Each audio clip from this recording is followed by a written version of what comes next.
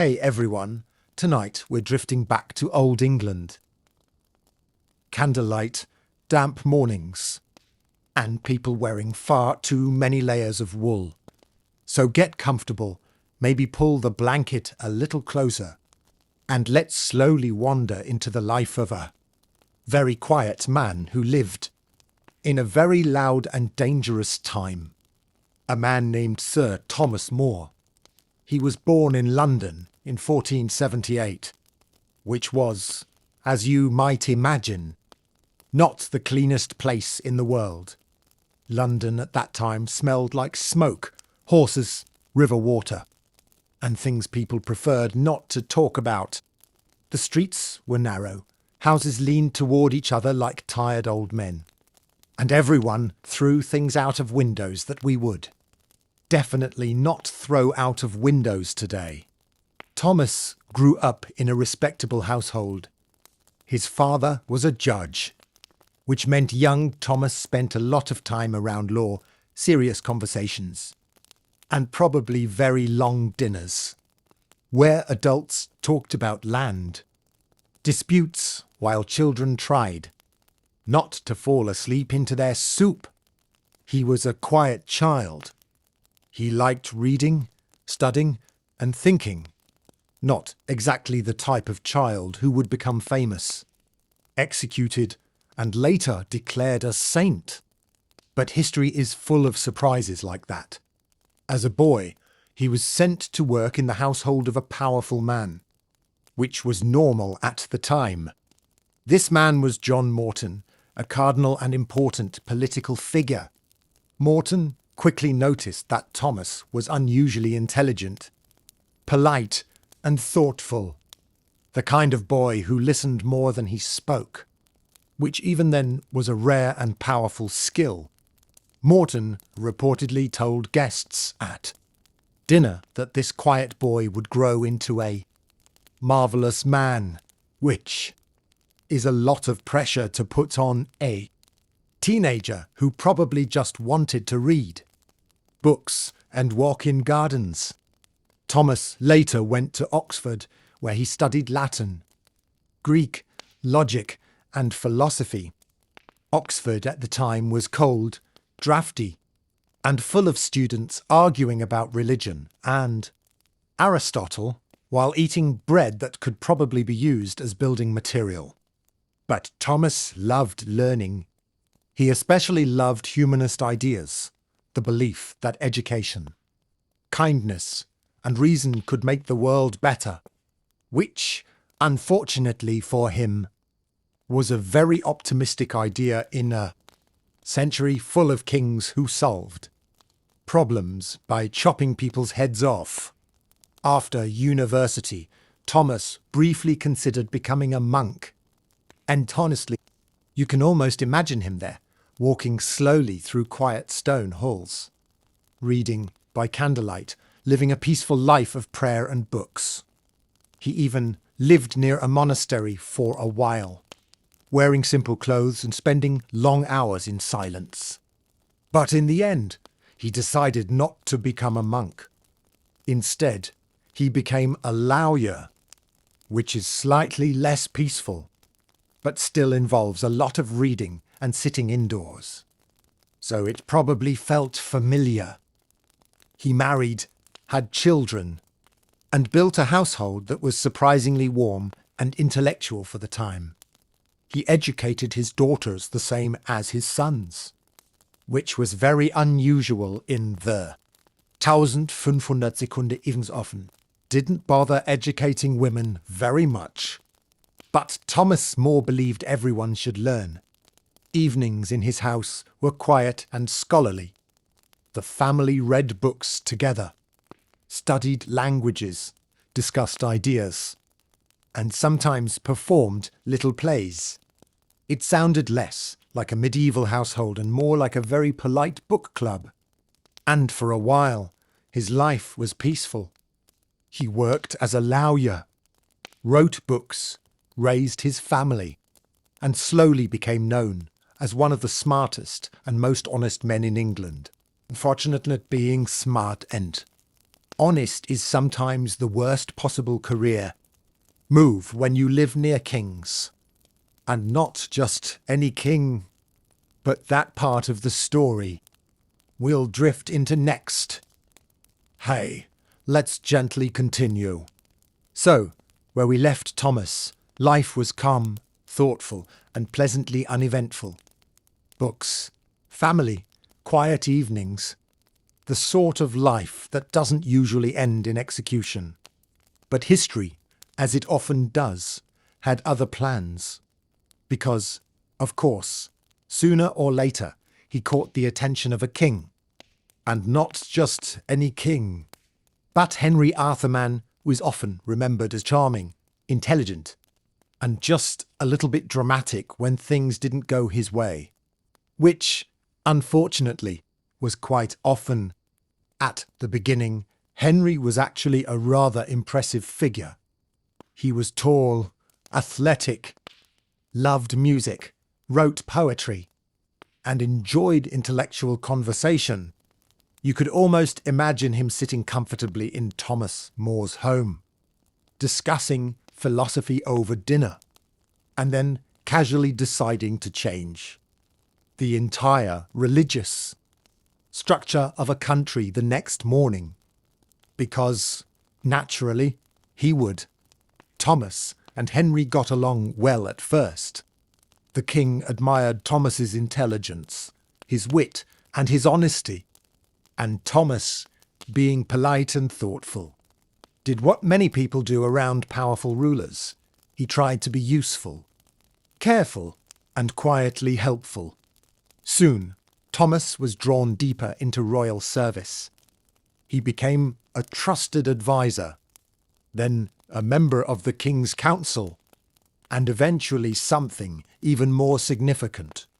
In 1529, he was appointed Lord Chancellor of England, which sounds impressive, and it was. But it also meant he was now standing very close to the centre of power. And in Tudor England, standing close to power was a bit like standing near a fireplace that occasionally exploded. As Lord Chancellor, Thomas handled legal matters, advised the king, and tried to keep things orderly in a country that was becoming less orderly by the day, because Henry had a problem, or, more specifically, a marriage.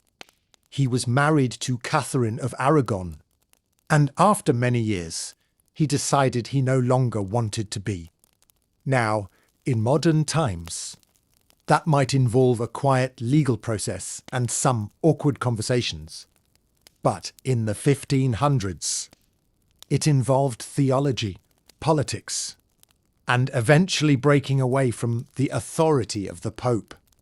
Henry wanted an annulment. The Pope said no, and Henry, being Henry, responded in the calmest way possible, by deciding he would simply become the head of the church in England himself. A small adjustment, nothing too dramatic, just changing centuries of religious tradition.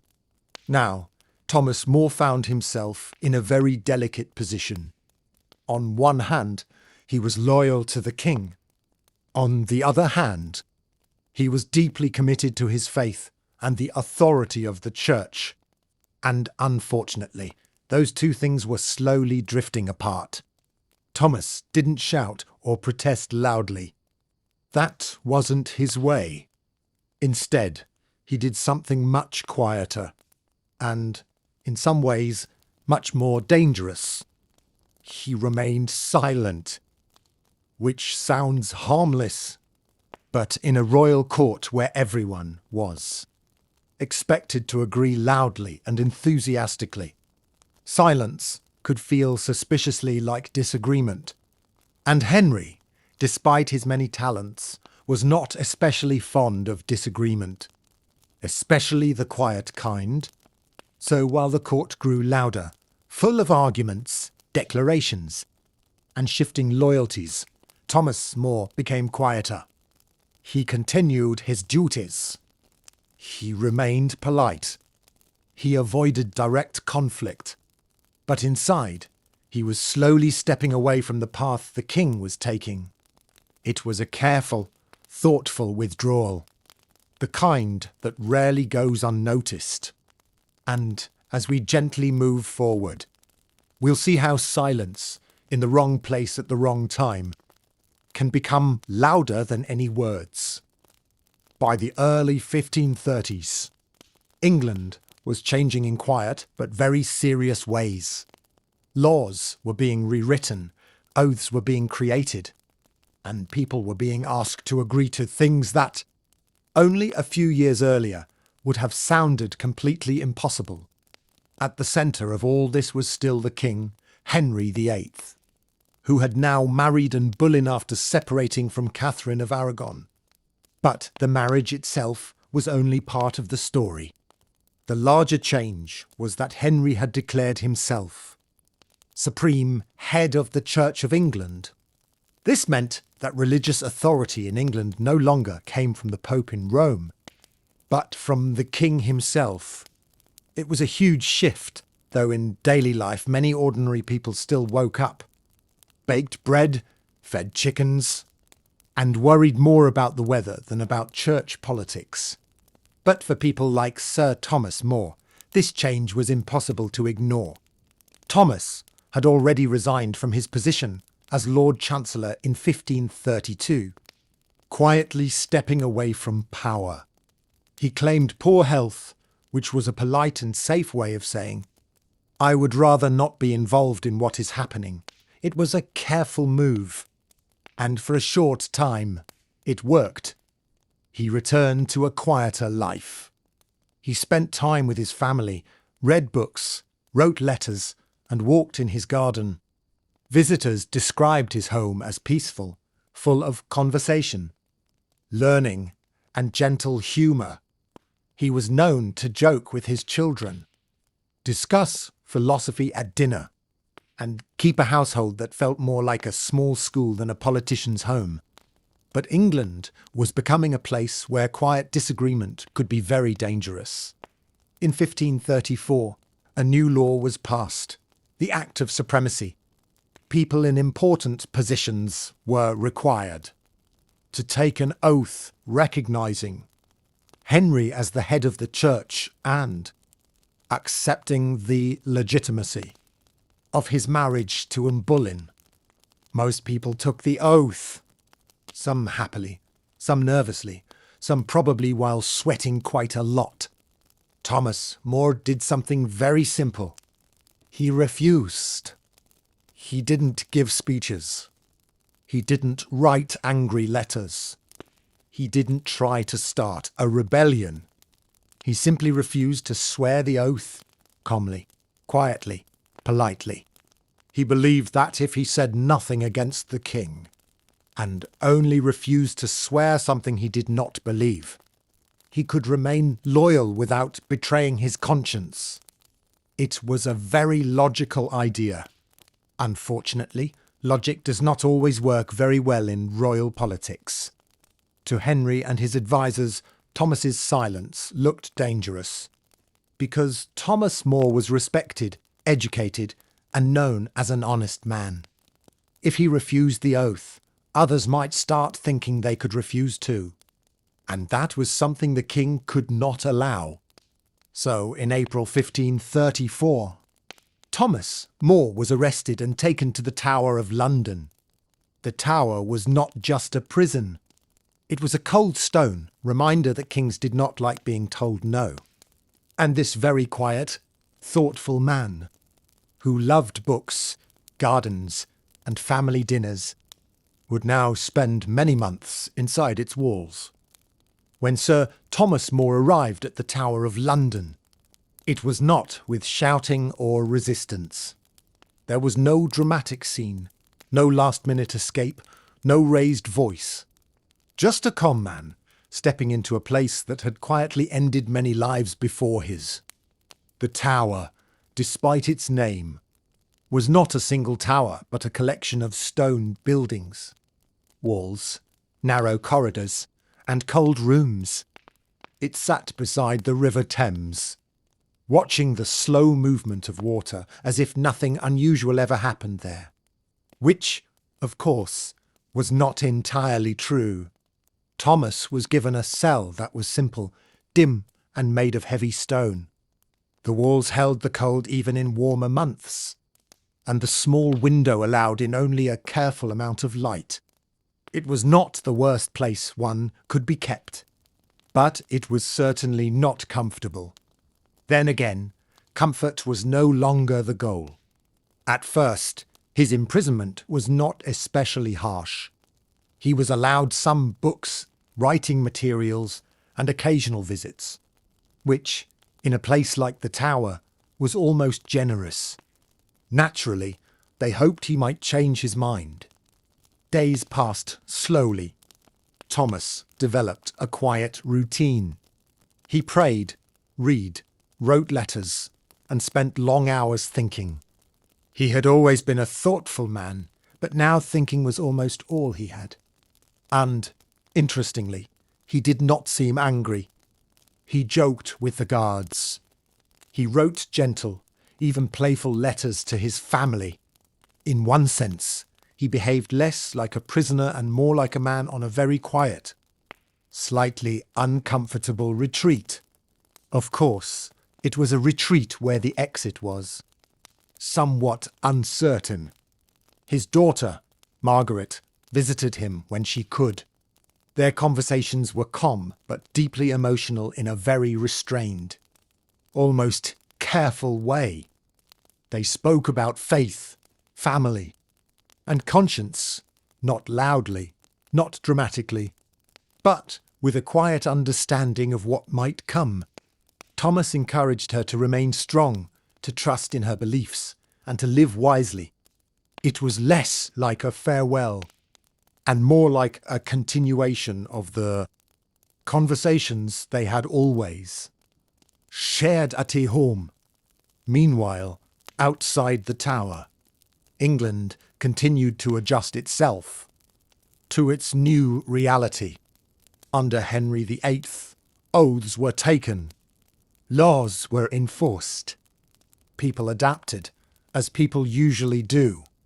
But Thomas remained where he was, still refusing. Months went by.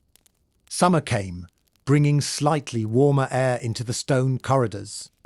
Though the walls remained stubbornly cold, the river flowed steadily beside the Tower, boats passing by as if unaware of the quiet decisions being made within.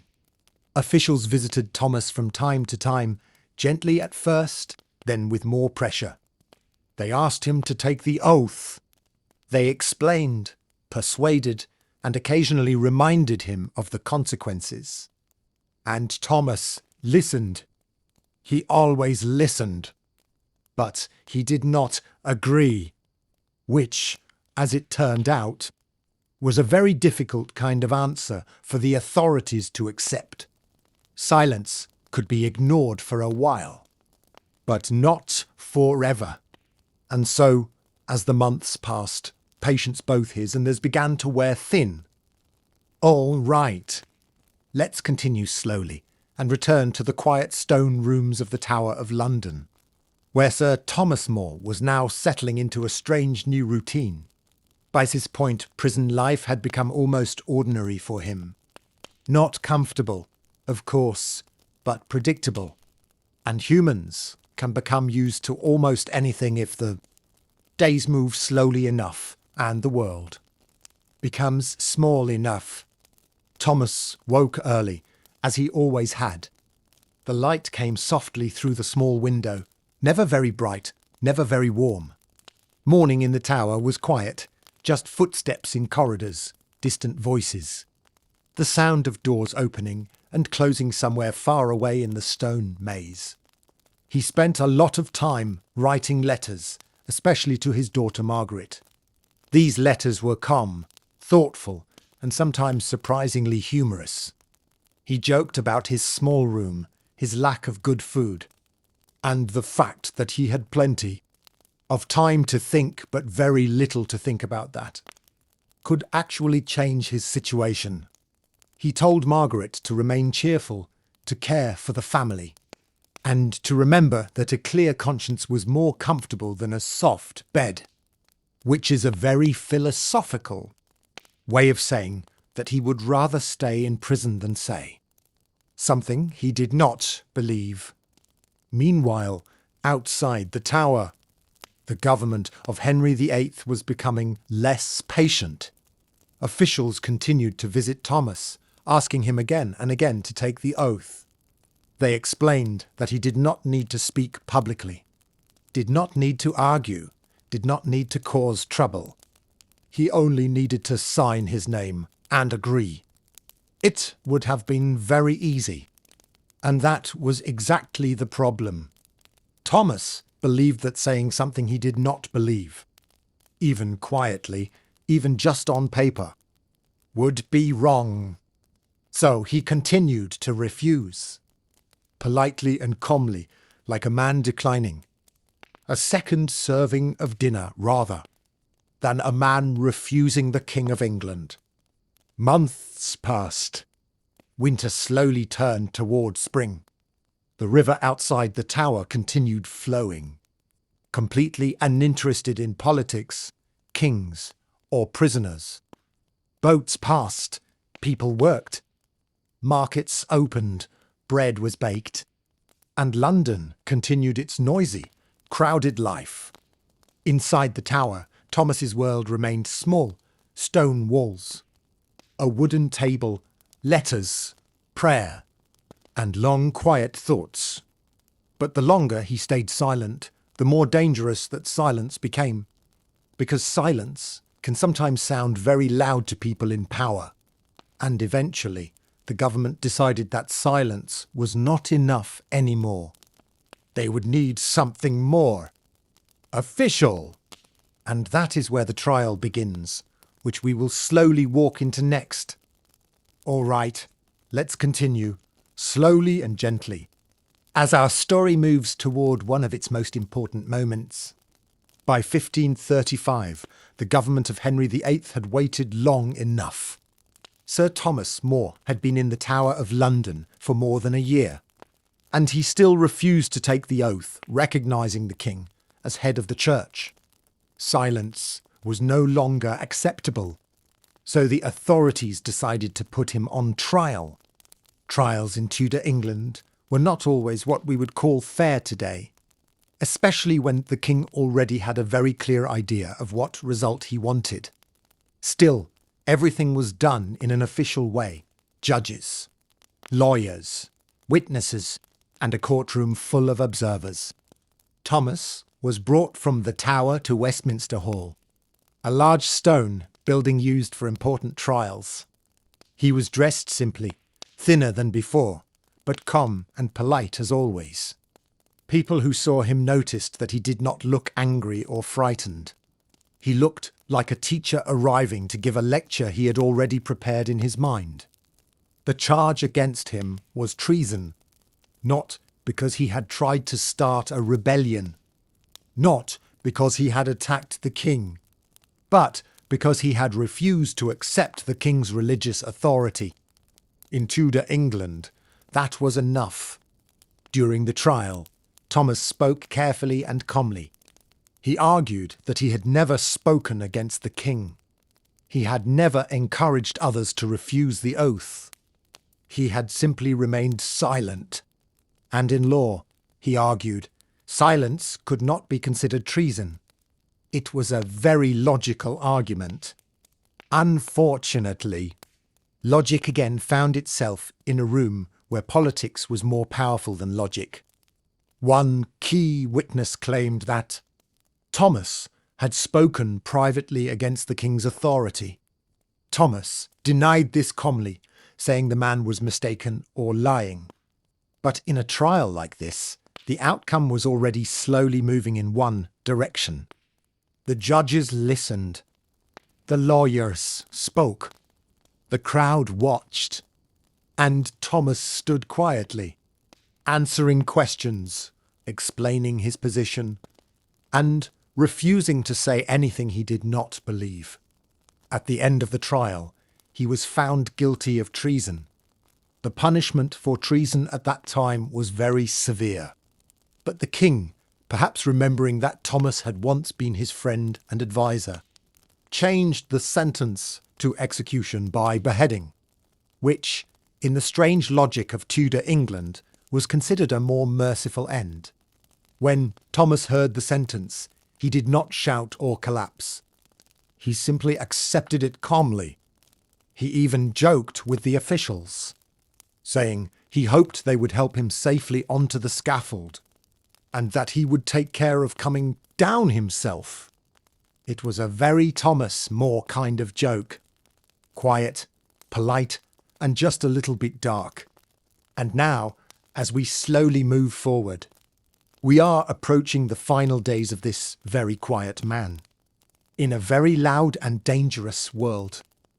All right, let's continue very gently now, as the story reaches its final quiet moments.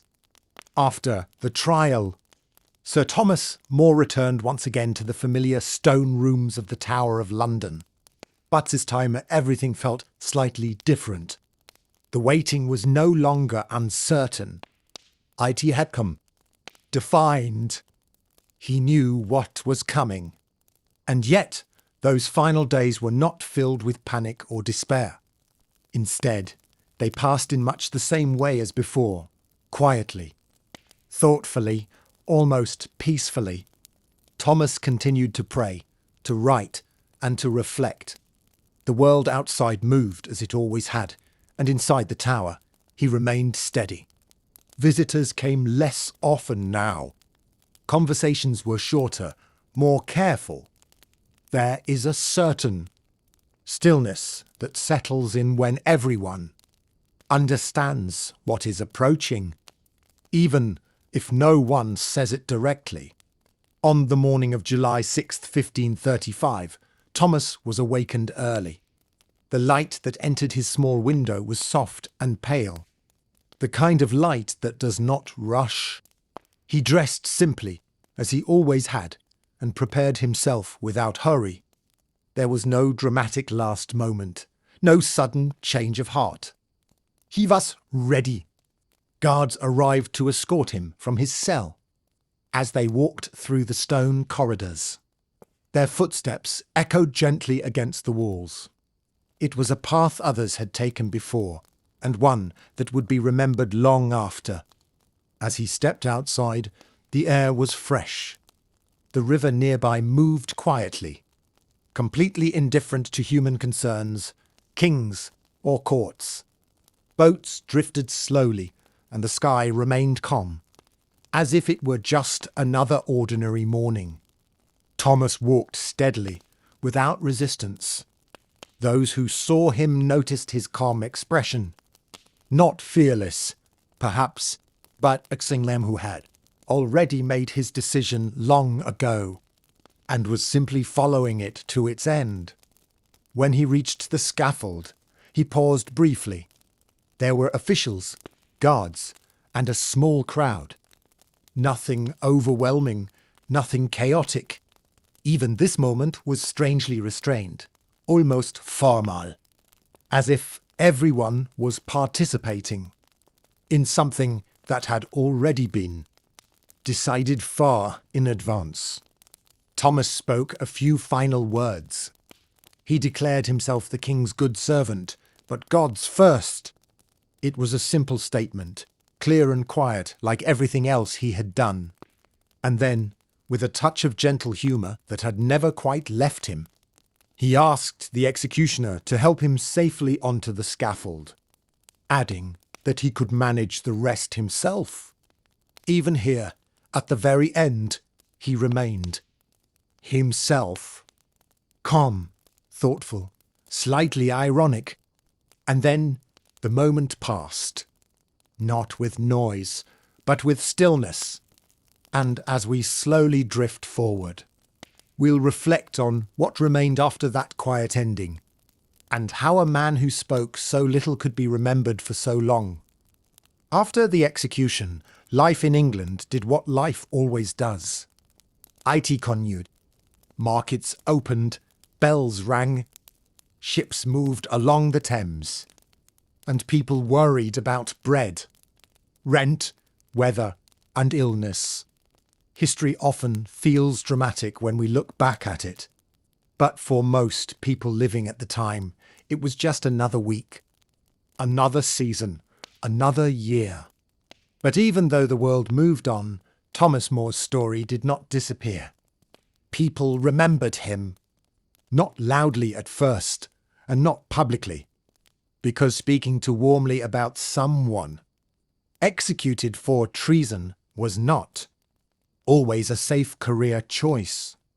But quietly, in homes, in letters, in private conversations, people spoke about the man who had refused to say something he did not believe. Even some who disagreed with him respected him. That was the unusual part. He had not tried to start a rebellion. He had not insulted the king. He had not shouted in the streets. He had simply refused, politely and calmly, and accepted the consequences. Meanwhile, Henry VIII continued to rule England for many more years. His government continued to change the church, the laws, and the structure of English society.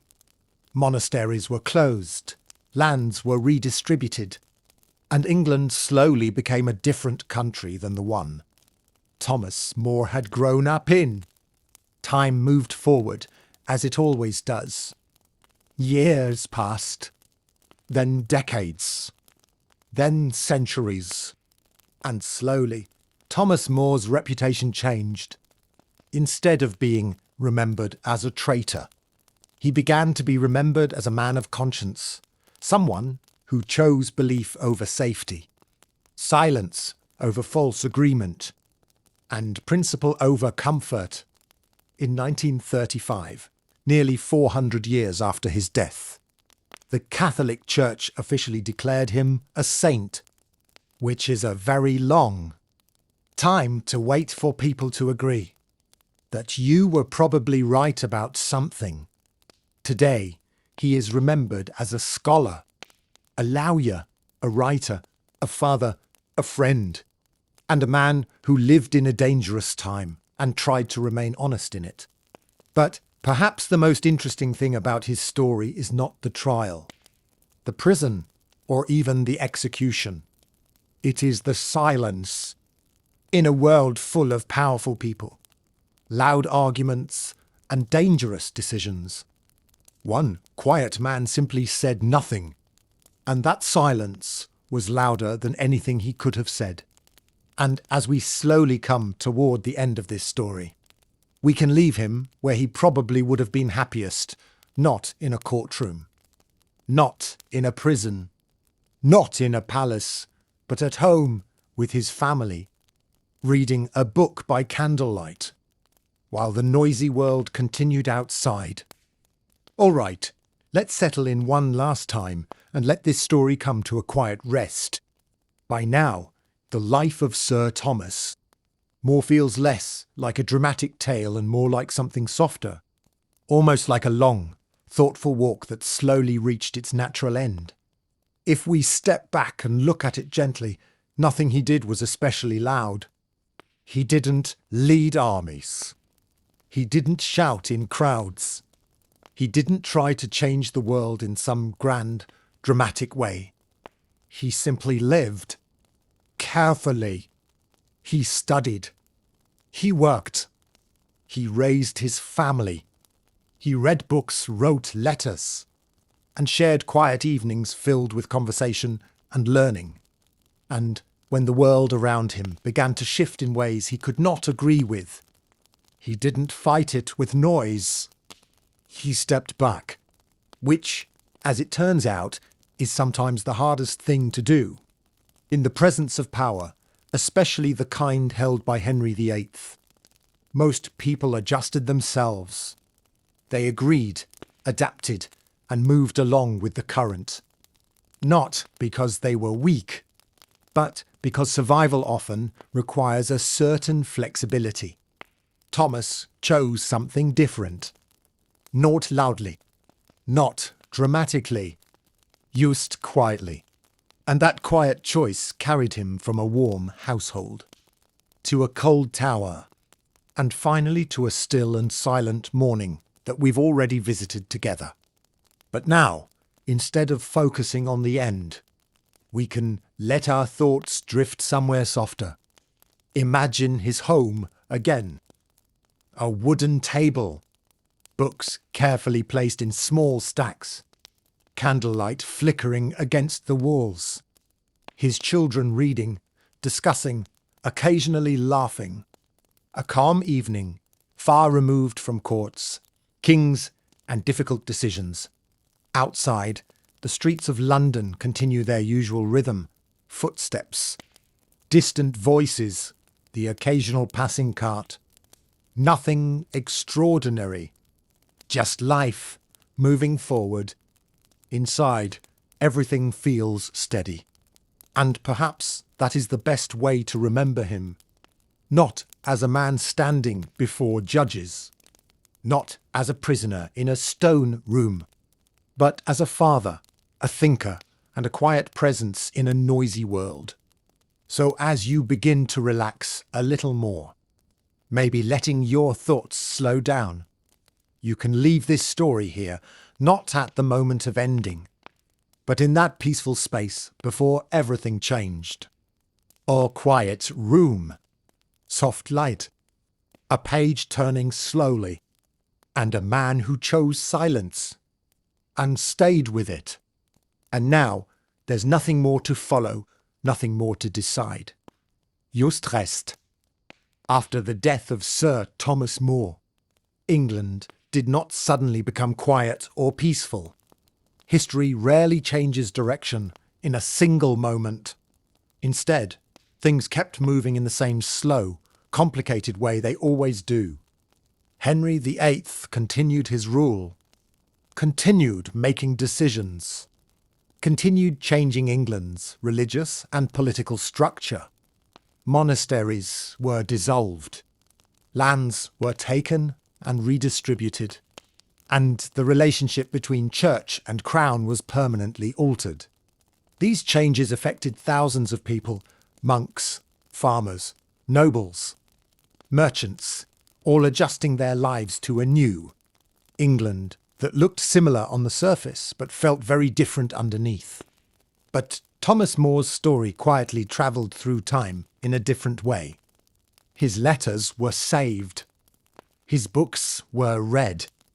His friends told stories about him.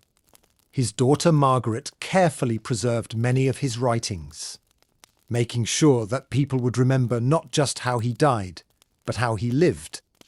And how he lived was actually very simple. He liked learning. He liked conversation. He liked his family. He liked books more than politics, and probably would have preferred a quiet library to the entire royal court. He also believed that a person should not say something they believed to be false, even if saying it would make life easier, especially if it would make life easier. That idea, quiet honesty, is not very dramatic. It does not look impressive in paintings or statues. But over time, people began to realize that this quiet decision required an enormous amount of courage. Centuries later, writers, historians, and scholars continued to talk about him. Plays were written about his life. Books were published. His story appeared again and again. Not because he was powerful, but because he was calm when power tried to change his mind. In a strange way, the man who refused to speak loudly became one of the most talked about figures of his time. And maybe that is one of those quiet historical ironies. He did not try to become famous. He did not try to become a martyr. He did not try to become a saint. He just tried to remain himself in a world that was changing very quickly. And that, as it turned out, was enough. So now, as this long and quiet story comes closer to its end, we don't need to think about kings, courts, prisons, or trials anymore. When we think about the life of Sir Thomas More, it is easy to focus only on the Tower, the trial, and the execution. But those were only the final chapters of a much longer, much quieter life. Most of his days were not dramatic at all. Most of his days were filled with ordinary things: reading in the morning, speaking with students and scholars, writing letters, working on legal cases, eating meals with his family, walking in the garden, and ending the evening with books and conversation. If you had visited his house years before his arrest, you probably would not have thought, "This man will become one of the most famous prisoners in English history." You would probably think, "This is a very calm house full of very serious readers." His home was known as a place of learning. Students visited, scholars visited, travellers visited. They discussed philosophy, religion, science, law, and literature. It was a place where people asked questions and tried to understand the world a little better. In many ways, he was less like a politician and more like a teacher who accidentally ended up working for a king. And that king, of course, was still Henry VIII, a man who changed England forever, married many times, and made decisions that affected millions of lives. Often because he wanted something very specific and did not like being told no. History is full of these strange pairings: a powerful king and a quiet thinker, a ruler who changed laws and a man who refused to change his mind. They had once been friends. Henry admired Thomas's intelligence and humour. They had talked, debated, laughed, and worked together. It is important to remember that this story is not only about enemies. It is also about former friends who slowly found themselves on opposite sides of something neither of them was willing to abandon.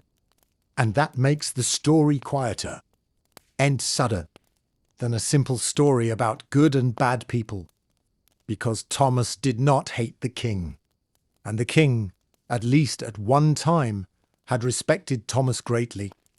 But power changes things. Politics changes things.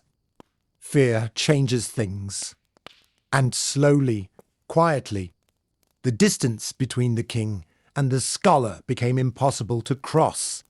So when we think about the end of Thomas More's life, we should also think about the many quiet dinners, conversations, and long evenings of learning that came before it. Because a life is not only its ending. A life is mostly made of ordinary days. And his ordinary days were quiet, thoughtful, and full of books, ideas, and family. And now, as we continue drifting slowly through this story, we are not really moving through history anymore. When we think about Sir Thomas More, it's easy to imagine that his final decision to refuse the oath happened in one clear moment, like a single, firm thought. But in reality, decisions like that are rarely sudden. They grow quietly over time. They form during long walks, during late-night reading, during small conversations that seem unimportant at the time.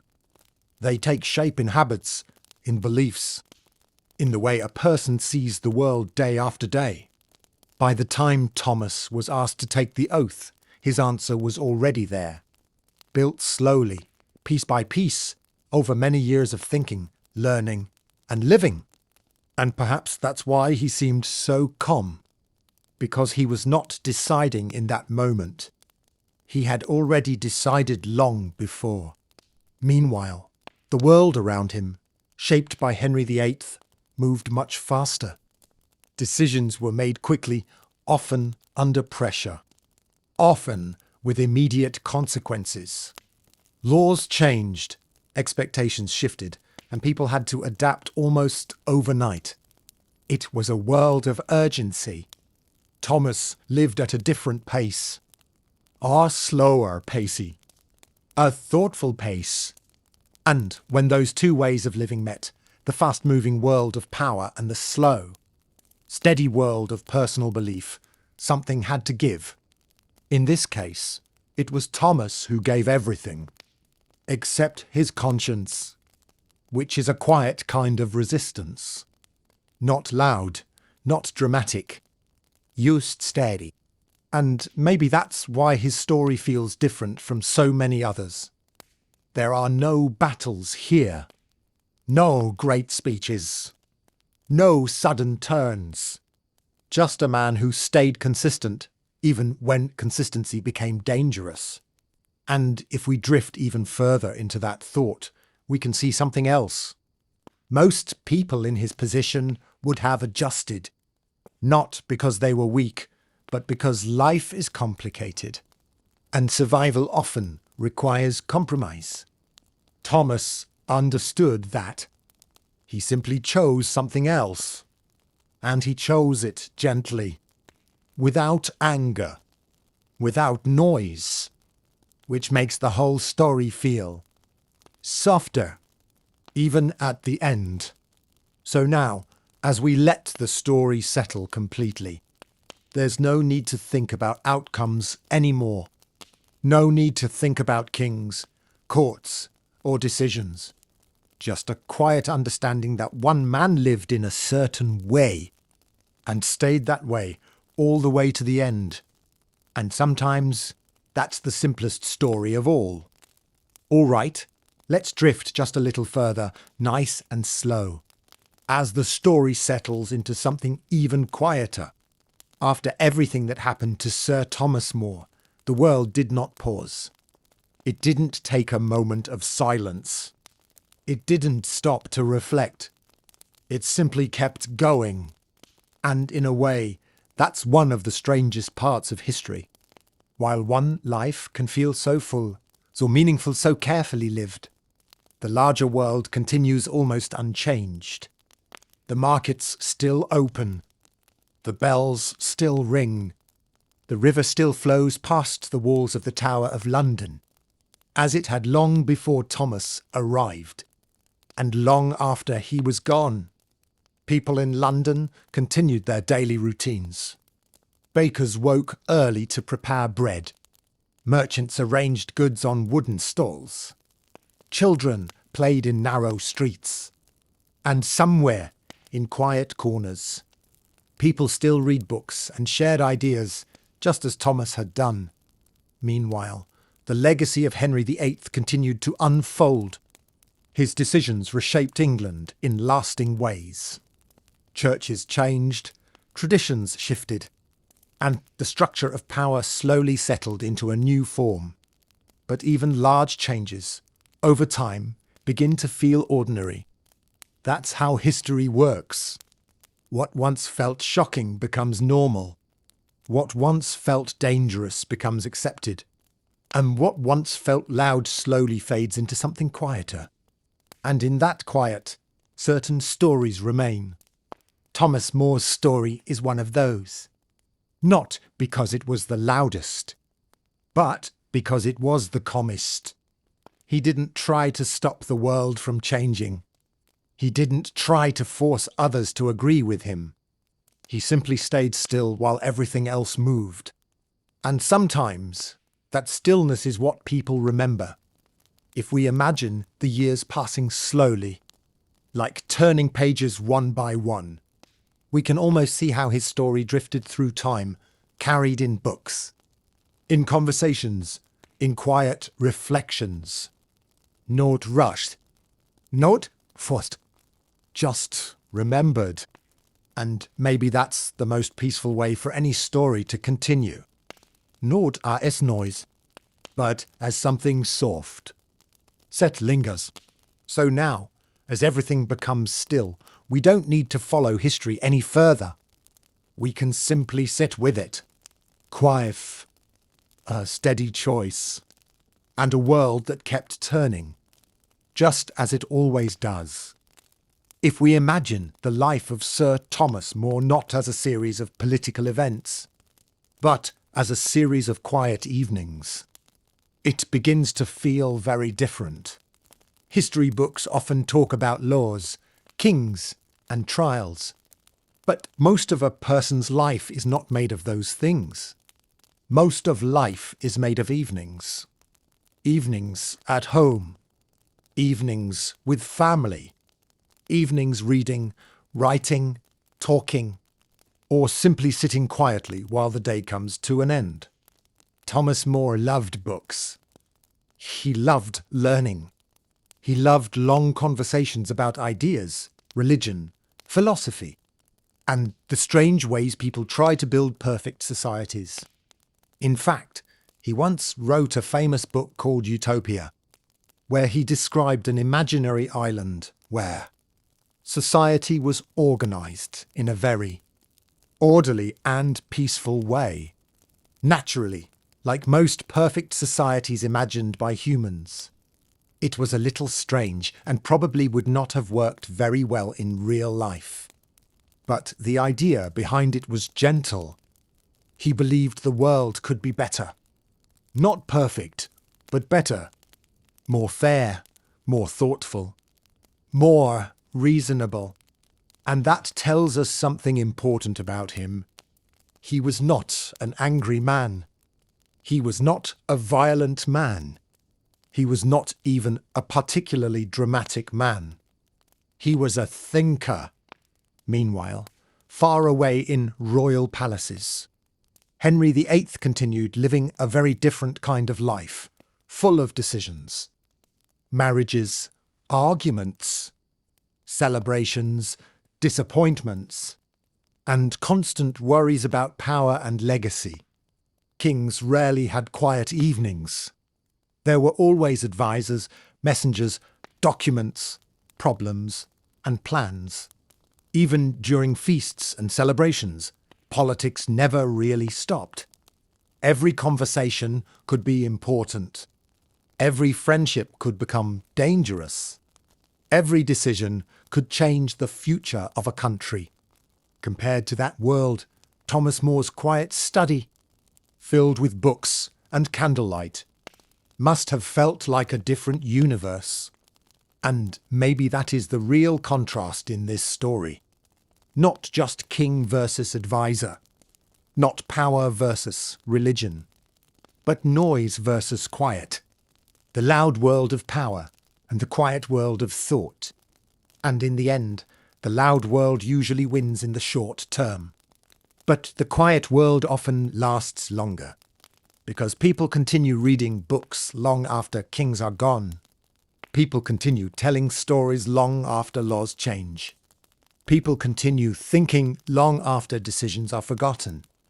So, in a strange and quiet way, Thomas More remained part of the world, not through power, but through ideas, books, and the memory of a man who chose to live slowly and think carefully, in a very fast and dangerous time. And that is a very gentle kind of legacy. Now, let's continue. Very slowly, as the night grows quieter and the story becomes more like a memory than a history lesson. After the death of Sir Thomas More, years passed in England the way years always pass, quietly, one after another, without asking anyone for permission. New advisers replaced old ones. New laws replaced old ones. New arguments replaced old arguments. And even the powerful reign of Henry VIII, which once seemed so permanent and so overwhelming, eventually became just another chapter in history books. That is one of the commonest thoughts in all of history. Nothing, not even kings, lasts forever. The great palaces change. The great churches change. The laws change. The borders change. But ordinary life continues in a very familiar way. If you walked through London years after Thomas More was gone, You would still see bakers opening their shops early in the morning. You would still see blacksmiths working near small fires, shaping metal slowly with careful hands. You would still see boats moving along the river, carrying wood, food, cloth, and news from other towns. History often feels like a list of dramatic events, but most people were not living dramatic lives. Most people were simply living, waking up, working, eating simple meals, talking with family, going to church, sleeping, and repeating that same quiet rhythm day after day. Thomas More understood that rhythm very well. He was a man who lived in the world of kings, but he never completely belonged to that world. He seemed more comfortable in libraries, gardens, and quiet rooms filled with books than in loud halls filled with politics. And maybe that's why his story feels strangely peaceful, even though we know it ends in a serious and tragic way, because he never seemed to be rushing, even when his life became dangerous. He moved slowly, spoke carefully, and thought quietly. He did not panic. He did not run. He did not shout. He simply continued being the same person he had always been, and that is actually very rare in history. Many people change when they get power. Many people change when they are afraid. Many people change when their life is in danger. But some people remain the same, not because they are stubborn, not because they are trying to be heroes, but because they simply do not know how to live any other way. And Thomas More seems to have been one of those people. Steady, thoughtful, quiet, a little stubborn, perhaps, but quietly stubborn. So, as we continue drifting through this story, we don't need to think about courts or executions or politics anymore. Instead, we can just imagine a quiet study, somewhere in old England, where a man sits at a wooden desk, turning the pages of a book slowly, while a candle burns beside him and the world outside grows dark and silent. And that is a much calmer image to carry with us as the story continues to drift, slowly, toward its final, quiet ending. Even after centuries have passed, the memory of Sir Thomas More persists. Not because he was a king, or a warrior, or a ruler, but because he was quietly steadfast. People remember him for choosing a gentle, unwavering path in a world that demanded noise and action. Imagine walking through a library in an old city, the kind with tall shelves, dusty books, and the faint scent of parchment. Somewhere in a corner, a single scholar bends over a manuscript, turning the pages slowly. Maybe it is a copy of Thomas More's Utopia. Perhaps it is a collection of his letters. The candlelight flickers softly across the pages, and the world outside, noisy, bustling, unpredictable, seems to pause just for a moment. This is the kind of lasting presence Thomas More has, quiet but firm. A small light in a vast and changing world. You can picture him walking down narrow Tudor streets, observing quietly, noticing small details, a flower growing near a stone wall, children playing by a fountain, merchants arranging their goods with care. These ordinary moments, when seen with patience, carry the same weight as the grandest events, because they shape human experience in ways that laws and battles never do. The lives of kings, like Henry VIII, are dramatic, loud, and often messy. They are full of celebrations, disagreements, sudden decisions, and occasional cruelty. But ordinary people, scholars, families, neighbours, live in slow rhythms. gentle repetitions, and quiet persistence. And these are the rhythms that endure. Thomas More understood that, even in moments when he could not influence the court, even when he faced questions that would terrify most, he remained calm. He let the world move past him, observing, thinking, and remaining true to his conscience. And in doing so, he left behind a legacy that does not clamour for attention, but invites reflection, patience, and quiet admiration. And now, as you drift further into sleep, you can imagine a world where history moves in layers, the busy streets, the candlelit rooms, the turning pages, the soft footsteps, all coexisting. Nothing needs to be resolved tonight. Nothing demands your attention. Just let yourself settle into the rhythm of slow, deliberate life, much like the steady and thoughtful life of Thomas More himself.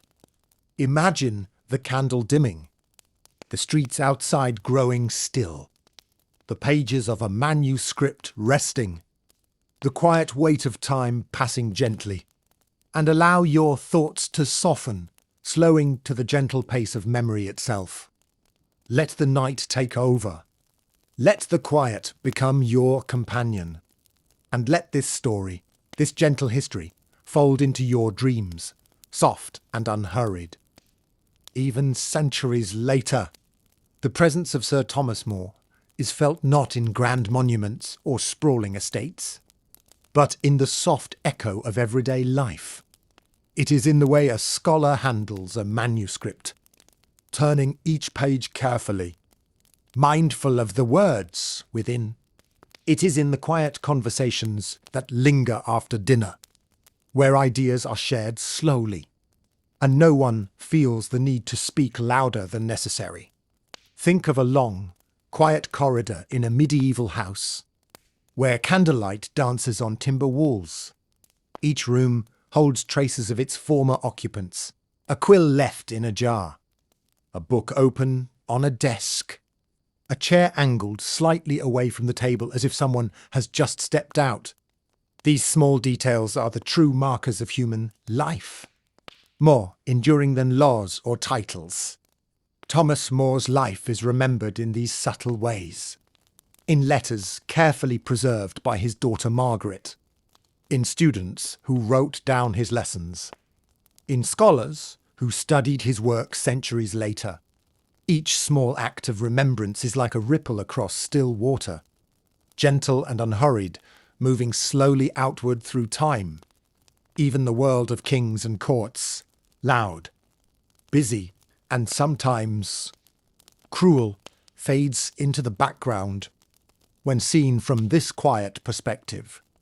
Henry VIII may have dominated events in the public eye, but the private, reflective moments of ordinary people, reading, walking, thinking, sharing ideas, often outlast the headlines of their day. In imagining Thomas More's life after the Tower, after the court, after the trial, we can picture him as part of a larger commérisme, not as someone striving to be remembered, but as someone whose choices, small and deliberate, left subtle marks that continue to be noticed long after his time. And perhaps that is the quiet lesson of history, that consistency, patience, and gentleness can outlast drama, noise, and haste, while events unfold rapidly and loudly around us. The soft, steady actions of thoughtful individuals have a way of echoing quietly through generations. So, as you settle further into sleep, picture the gentle glow of candlelight across a manuscript, the soft shuffle of pages, the quiet streets of old towns at dusk. Let your mind drift along with the slow passage of time, letting each detail, each quiet act, settle softly into memory. The world keeps turning, and through it all, small, steady lights continue to shine. like Thomas More's enduring presence, gentle and calm, reminding us that sometimes the quietest stories are the ones that last the longest. In the years after Sir Thomas More left the world, his presence lingered in the quiet corners of England, not in grand monuments or statues, but in the small, careful ways people lived and remembered. A student might pause to copy a line from one of his books. A family might read a letter tucked away in a chest, worn at the edges and faintly scented with ink. These small, unassuming acts are the echoes of his steady life, subtle ripples in a larger stream. Even as the great events of the Tudor period continued, new monarchs, new religious upheavals, new political dramas, the rhythm of daily life carried on in its slow, dependable pattern. In small villages, peasants tended fields and livestock, milked cows, baked bread, and mended clothing. In towns, merchants arranged goods and counted coins. Children chased one another through cobblestone streets, and women carried baskets filled with fresh vegetables or firewood. These ordinary moments, though rarely recorded in history books, form the gentle heartbeat of human experience.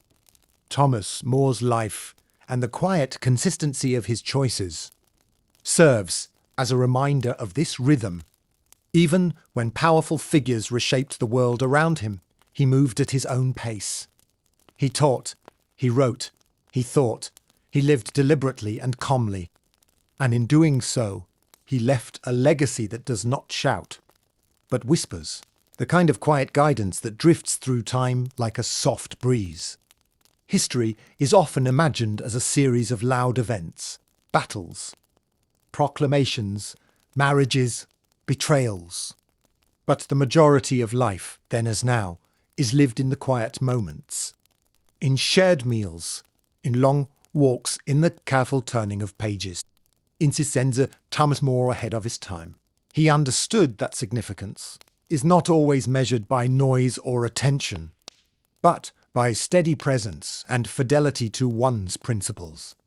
And so, as your own eyelids grow heavy and the room grows darker, picture the slow passage of days. Picture candlelight flickering on manuscript pages, gardens stretching in calm symmetry under soft evening skies, and cobblestone streets bathed in the quiet glow of twilight. Let these gentle images settle in your mind, layer upon layer, as you drift closer to sleep. The world moves on, slowly and steadily. The rhythm of life continues. And through it all, quiet choices, careful thoughts, and gentle persistence echo softly, like the enduring presence of Thomas More himself, calm, thoughtful, and unhurried. Even long after Sir Thomas More walked the streets of London, his influence lingered in small, quiet ways. Scholars studied his books. Families preserved his letters. People continued to discuss his ideas in whispers or over shared meals. His life, though ended, became part of the rhythm of human thought, gentle, persistent, and enduring. Imagine a quiet study late at night. A single candle flickers beside a wooden desk. Parchment rests open, ink barely dry. The room is silent except for the soft scratch of a quill. Somewhere nearby, the faint hum of a distant town filters through a window. Thomas More's teachings, his careful choices, and the quiet consistency of his life are all captured in these tiny details. As if the world pauses just enough to notice them. Even in a bustling Tudor city, life flows with subtle rhythm. Bakers rise before dawn, kneading dough with practiced hands. Blacksmiths hammer gently on iron, sparks glinting briefly before fading. Children run along cobblestones, their laughter soft against the hum of town life. Everyone has their own pace, their own rhythm. and the quiet acts of daily living continue, almost unnoticed, shaping life just as profoundly as kings' proclamations. In contrast, the court of Henry VIII remained loud, fast, and unpredictable. Advisors whispered urgent messages. Ambassadors presented documents. Nobles jockeyed for favour. Every day was a performance of sorts, a careful balancing act between ambition, power, and survival. But even amidst this turbulence, the life of a thoughtful man like Thomas More stands apart, a reminder that calm, reflection, and steadfastness can exist quietly, even in a world dominated by noise. And so, as you imagine these quiet scenes, you can picture candlelight reflecting on manuscripts, pages turning slowly, and a scholar reading by soft light. Gardens stretch into the evening. Streets are washed in muted twilight, and townspeople move gently through the city. These are the rhythms of a world that moves steadily, even when great events make it seem otherwise. In your own mind, let this calm persist. Let each image settle softly. Let your thoughts drift, guided by the quiet persistence of Thomas More, and allow yourself to float along with the rhythm of daily life in Tudor England. There is no hurry. There is no urgency. Only steady, gentle motion and the comforting knowledge that small, careful acts have a way of echoing across time. Even centuries later, the life of Sir Thomas More continues to echo, not as a loud event in history, but as a quiet presence in minds that value patience, thought, and consistency. It is not a story of battles won or laws decreed, but of steady reflection, careful writing, and deliberate action. Picture a late evening in a modest Tudor home. A single candle burns low on a wooden desk illuminating an open manuscript. The air smells faintly of parchment and ink, and beyond the window, a soft breeze stirs the trees. Somewhere, a town crier's voice has long faded, and the streets are silent except for the occasional footstep on cobblestone. This is the kind of quiet world where More's influence lingers, subtle, thoughtful, and enduring, even as kings ruled loudly, as courtiers whispered urgently, and as political events unfolded with dramatic flair. The small, steady actions of ordinary people persisted. Families carried on their routines. Scholars studied carefully. Children played and learned. Bakers baked, blacksmiths worked, and communities thrived quietly. In Cicérisme de l'Élysée of Thomas More fits perfectly. His writings, his letters, his example of calm moral courage continue to resonate. They remind us that significance is often measured not by noise, but by the gentle persistence of integrity. And in the soft folds of history, quiet lives like his become enduring markers, guiding future generations in subtle ways. As you let yourself sink further into sleep, imagine the candlelight flickering softly on manuscripts, the gentle rustle of pages, the quiet streets of a Tudor town at twilight, and the slow passage of days carrying with them tiny acts of thought, care, and reflection.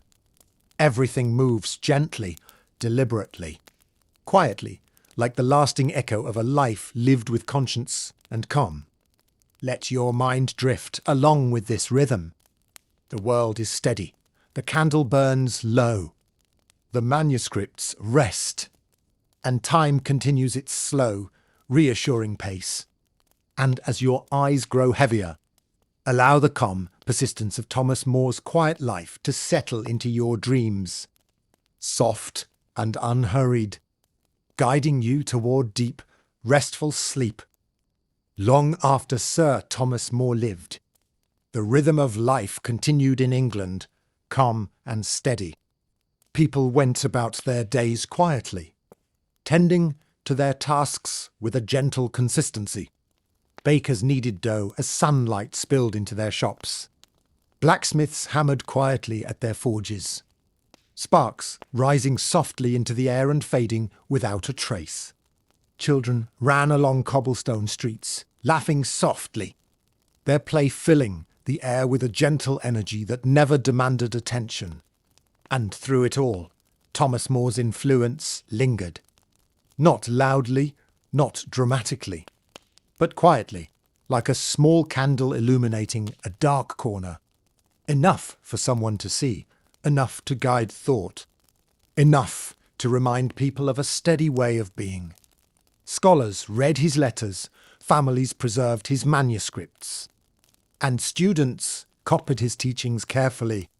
Each act was small, deliberate, and slow, a gentle echo of a life devoted to reflection, conscience, and calm integrity.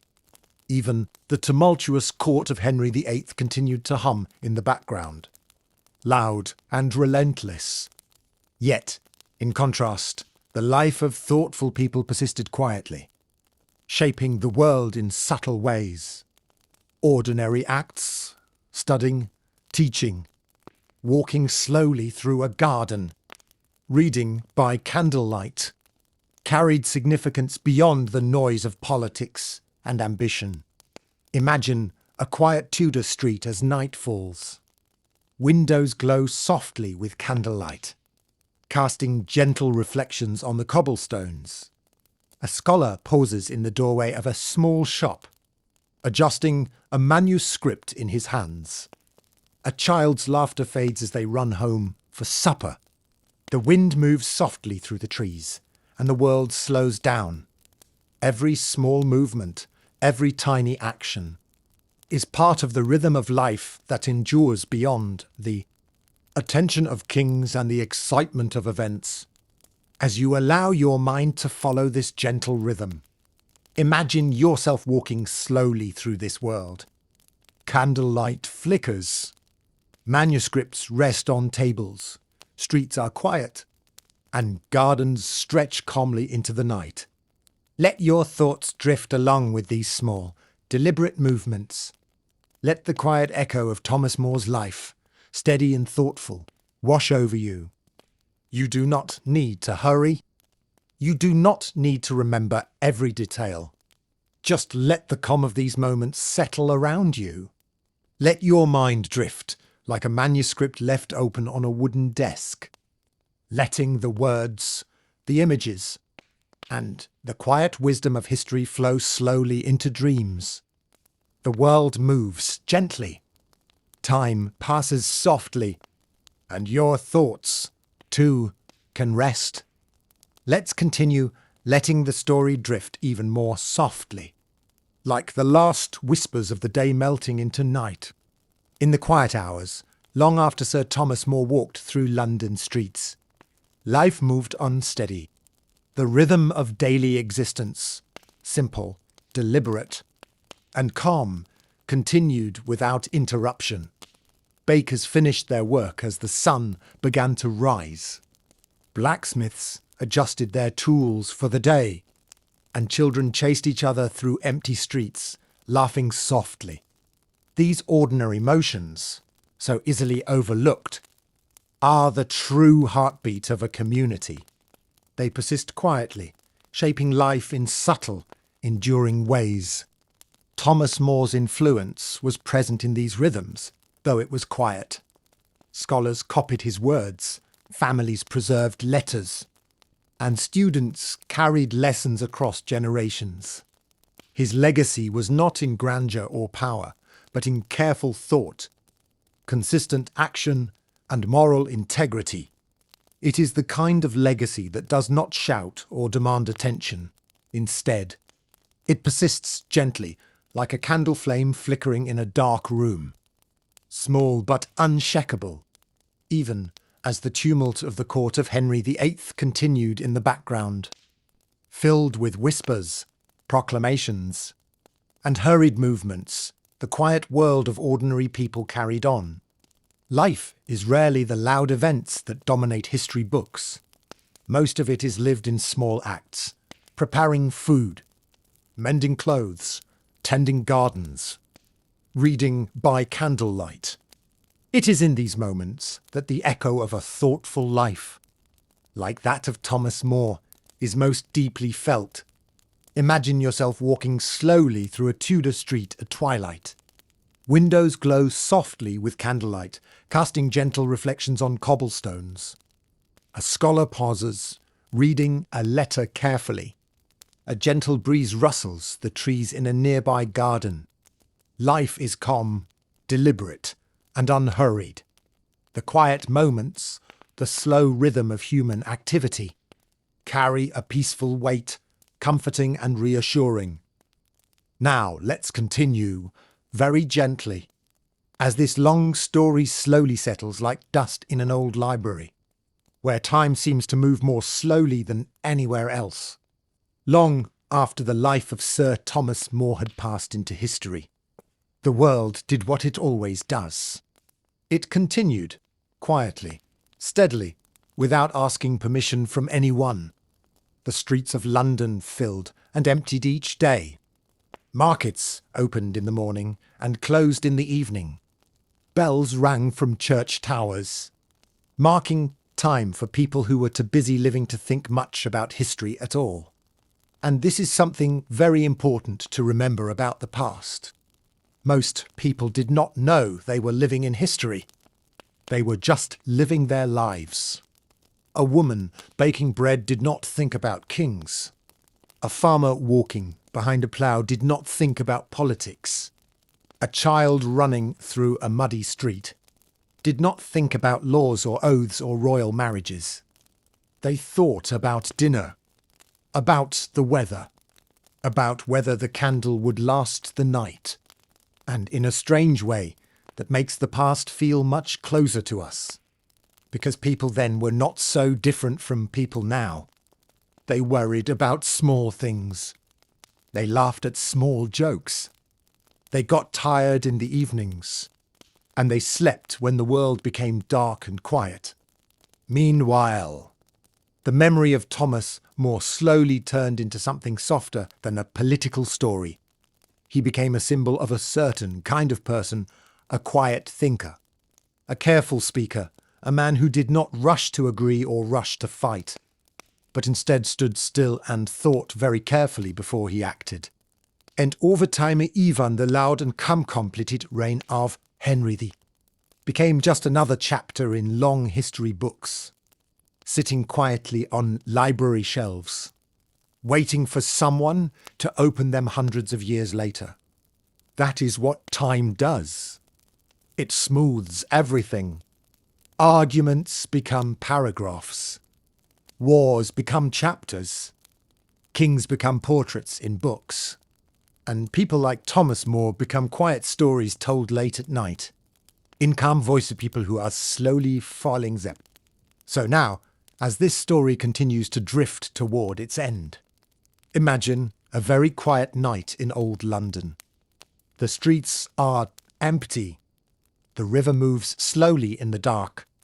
A single candle burns in a small room where someone is reading, turning pages slowly, carefully, as if they have all the time in the world. By the time many years had passed after the death of Sir Thomas More, England had already changed again, and then changed again after that. New advisers stood where he once stood.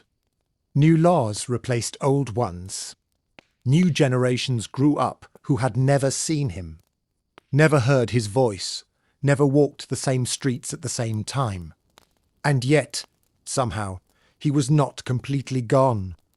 His books were still read. His letters were still copied.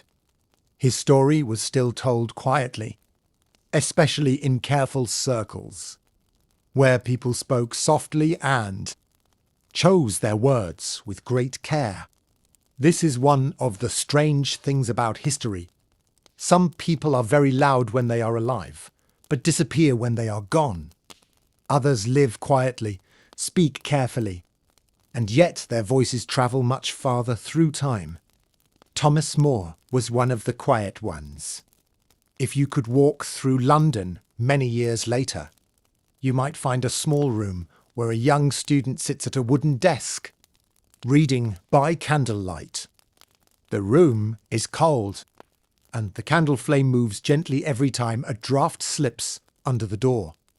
The student turns a page slowly, reading words written long ago by a man he has never met. Outside, the city is asleep. The river moves in the dark, slow and black like a ribbon. Somewhere a dog barks once, then everything is quiet again. The towers of the city stand still under the night sky, and the world feels very large and very calm. Inside the small room, the student keeps reading, and in that quiet moment, the thoughts of a man long gone are alive again, moving from ink on a page into the mind of someone living in a completely different time. No kings, no trials, no crowds, no noise, just a candle, a book, and a quiet reader in the night. It is a very peaceful way to be remembered. Meanwhile, the great and complicated story of Henry VIII slowly settled into history as well. The arguments, the marriages, the laws, the anger, the power, all of it eventually became paragraphs in books. Then chapters, then long biographies sitting quietly on shelves. Time does this to everyone. It turns noise into silence. It turns urgency into memory. It turns people into stories. And now, as we reach the end of this long, slow story, imagine that candle again, burning low in a quiet room somewhere in old England. The reader is getting tired. The candle is almost finished. The streets outside are completely silent. The page turns one last time. The candle flickers once, twice, and then the room grows dark and peaceful. And the story, like the candle, quietly comes to an end. All right, this is where we slow down completely now, where everything softens, and the story gently comes to rest.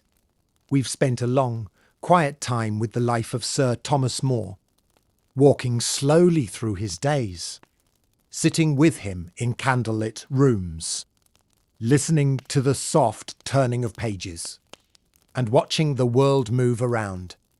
Him without ever quite pulling, him away from himself. And now there is nothing left to follow. No more course. No more decisions. No more long walks through history. Just stillness. If you imagine it now, there is a quiet room somewhere in old England. Not a grand room. Not a royal chamber.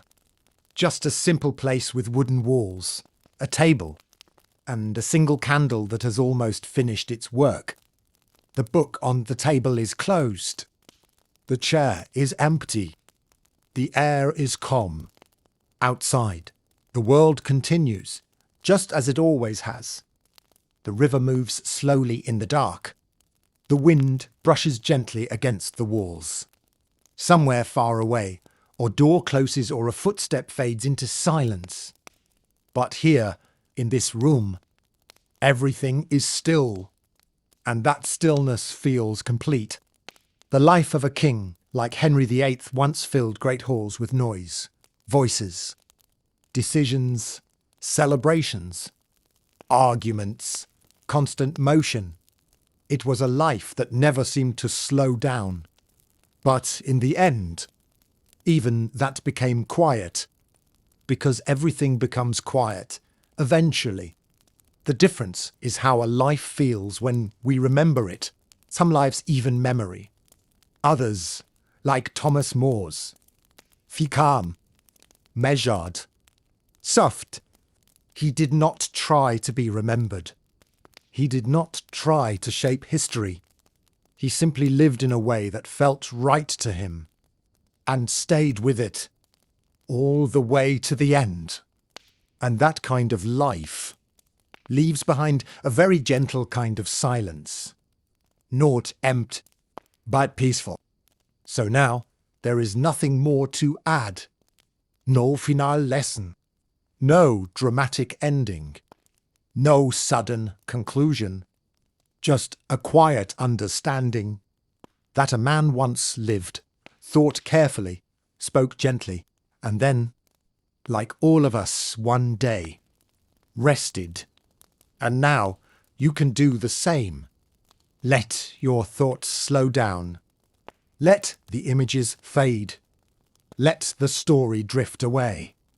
The candle has gone out. The pages are still.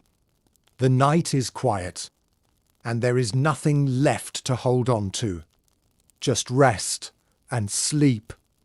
All right, we'll continue just a little longer. But now, not as a story anymore. Now it's more like the feeling after a story has ended. That soft space where nothing new happens. And nothing needs to. The life of Sir Thomas More has already settled. His words have been spoken. His choices have been made. His quiet path has reached its natural end. And yet, something remains. Not events. Not tension.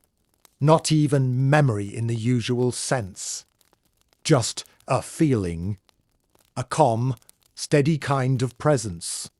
Like the warmth left in a room after a candle has gone out. If you imagine it now, the room we've returned to again and again is still there.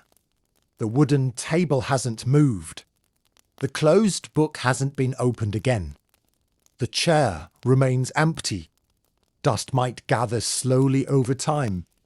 Light might change through the window as days pass.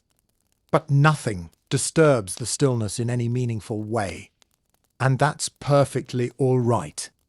Because not everything needs to continue. Some things are meant to rest exactly where they are. Even the great figures of history. Even kings like Henry VIII, whose lives once filled entire palaces with urgency, eventually become quiet as well. Their voices fade into ink. Their actions settle into pages. Their presence becomes something distant and calm. Time is very gentle in that way. It doesn't rush. It doesn't argue. It doesn't try to change anything. It simply softens everything. And now, as you rest here at the very edge of this long, slow journey, you don't need to follow anything anymore. There is no next chapter, no next event, no unfinished thought. Just quiet. If your mind still drifts, let it drift slowly. If an image remains, let it fade gently. If a thought lingers, let it pass without holding on to it.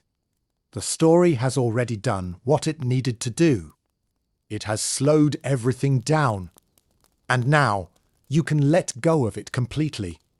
The room is still. The night is deep. The world is quiet. And you can rest inside that quiet, without needing anything more. We'll continue just a little more. But now everything is very soft, very slow, like the last moments before sleep, when thoughts don't come in full sentences anymore, only in quiet images and feelings. The story of Sir Thomas More is no longer really a story now. It has become something calmer than that. It is more like a memory of a place you once visited a long time ago.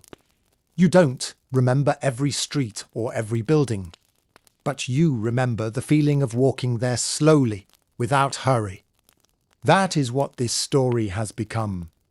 Not a tale of courts or kings or laws, but a slow walk through candlelit rooms, quiet libraries, empty streets at night, and the soft sound of pages turning somewhere in the past. If we imagine one last scene, it might be this. A very early morning in old London.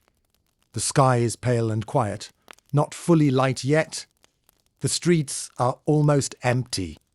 A baker is opening a wooden shutter. Somewhere, someone is sweeping a doorway. The river moves slowly, as it always has, not caring about kings or ministers or history at all.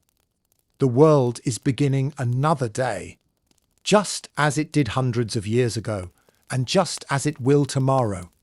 And in a small, quiet church somewhere, maybe a candle is lit, not for any great event, not for any royal ceremony, just a small candle burning quietly, in memory of a man who tried to live, carefully and honestly, in a very loud and complicated world.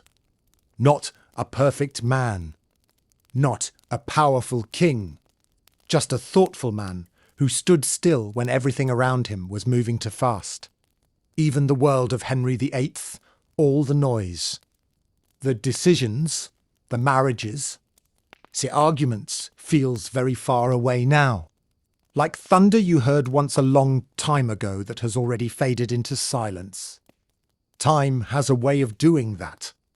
It takes everything, loud or quiet, great or small, and carries it slowly into the same calm place where all stories eventually rest. And now this story is resting too. So imagine that early morning again. The pale sky, the empty street, the slow river, the quiet candle. Nothing is rushing. Nothing is loud. Nothing is asking anything from you. You don't need to remember dates. You don't need to remember names. You don't need to follow the story anymore. Just stay in that quiet morning for a little while.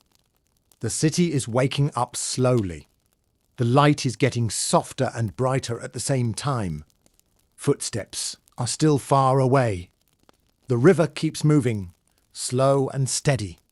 And somewhere, in the peaceful space where history and memory meet, the story of Thomas More has become just another quiet candle in a long, silent hall of time. It burns gently. It does not flicker much. It does not go out suddenly. It just glows, softly, in the background, while everything else grows quiet. And you can rest there now. By now, the life of Sir Thomas More is very far behind us. And yet, in another way, it feels very close. That is one of the strange things about history. Time moves forward, always forward, but stories can move in any direction. They can travel backward, forward, or simply stay still, waiting for someone to sit quietly and listen. Imagine a long road outside the city of London. The road is made of packed earth, with wagon tracks pressed deep into the ground. The fields on both sides move gently in the wind, and clouds pass slowly across the sky. Travellers walk this road every day, merchants, farmers, messengers, pilgrims, each one thinking about their own small concerns, their own destinations, their own lives.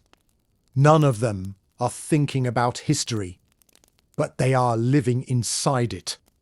Somewhere along that road, years earlier, Thomas More may have travelled too, riding slowly on a horse, thinking quietly, watching the fields pass by. Perhaps he was thinking about a letter he needed to write, perhaps about a conversation at court, or perhaps about nothing at all, just watching the world move slowly around him. These quiet moments are the ones that disappear from history books, but they are the moments that make up most of a life. Meanwhile, the great and noisy world of Henry VIII continued to spin with decisions and announcements and changes that must have seemed incredibly important at the time. Messengers rode quickly. Papers were signed. People argued in large rooms, with tall windows and heavy tapestries.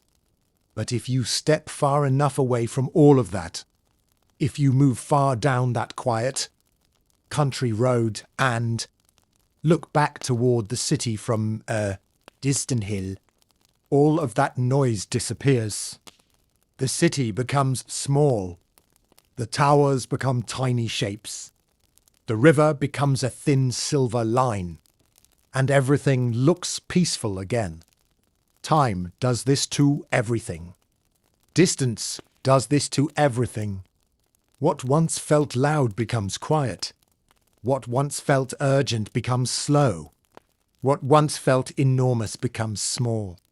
And in the end, all that really remains are the quiet images. A road, a candle, a book, a river, a quiet room, a slow morning, a sleeping city. So now, as we continue drifting toward the final silence of this story, imagine standing on that distant hill, looking down at the old world far away. Nothing is moving very fast. Smoke rises slowly from chimneys. The river turns gently through the land. Roads stretch across fields and disappear into forests. It is a very calm world from far away. And from this distance, the life of Thomas More is not loud or tragic or dramatic. It is simply quiet. Quiet. A quiet decision. A quiet ending. And a very long, very peaceful memory. Stay on that hill for a moment. Feel the wind move slowly. Watch the clouds pass. See the small city in the distance. Nothing is rushing. Nothing is loud. Everything is slow and far away. And the story continues to fade. Very gently.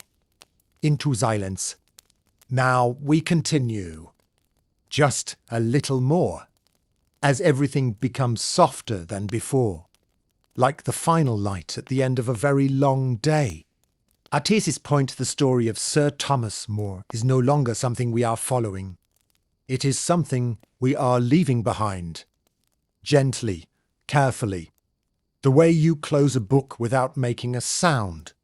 If you imagine the world now, it is very quiet. Not just a quiet room. Not just a quiet street. But a wide, open quiet that stretches across fields, rivers, and distant towns. The kind of quiet that comes when everything has already happened, and there is nothing left to change. The road we stood on before is still there, but now it is empty. No travellers, no carts, no voice, just the wind moving slowly over the ground, brushing through grass that bends and rises again, over and over without her. Far away, the city still stands, the same city where kings once ruled, where decisions once felt urgent, where lives once changed quickly. But from here it is only a shape against the horizon.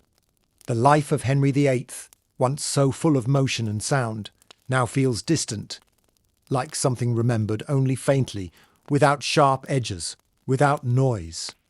And the life of Thomas More feels even quieter, not distant in a cold way, but settled, like a stone resting at the bottom of a clear river, unmoving, calm, part of everything around it without needing to stand out.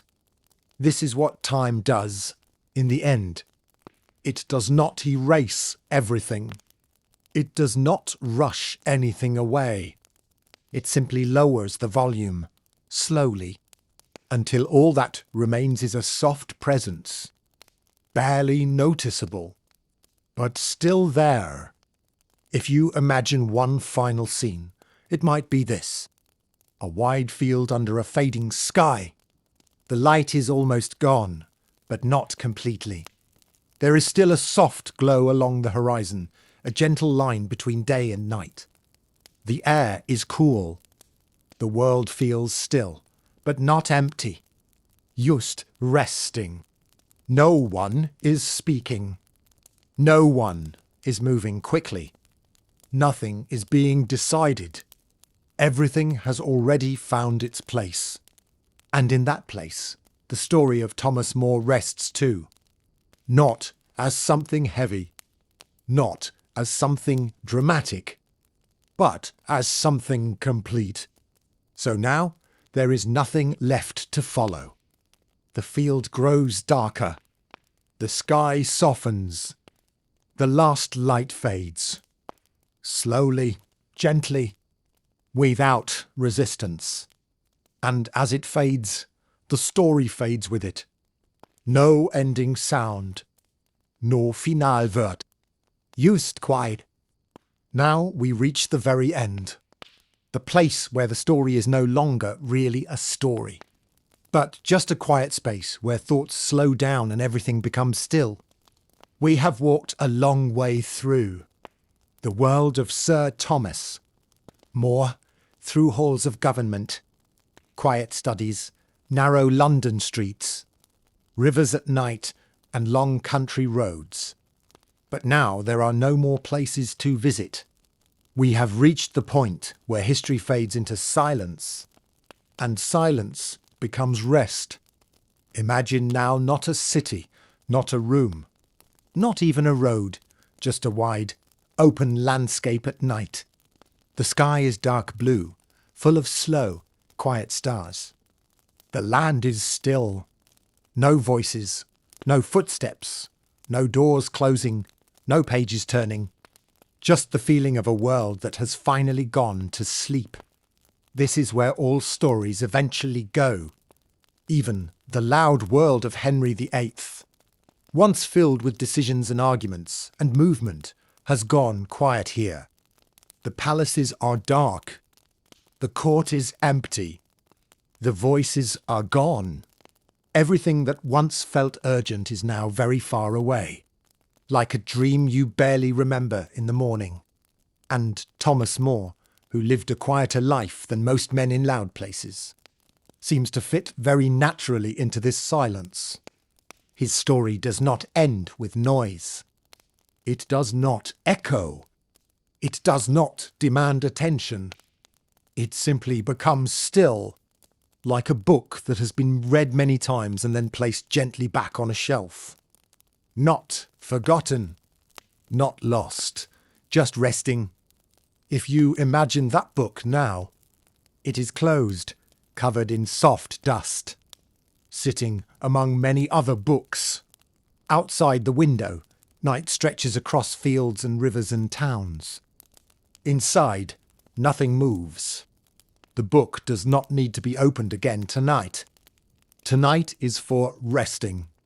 So now, as this very long, very quiet journey finally ends, there is nothing more to imagine, nothing more to follow, nothing more to remember. Just breathe slowly.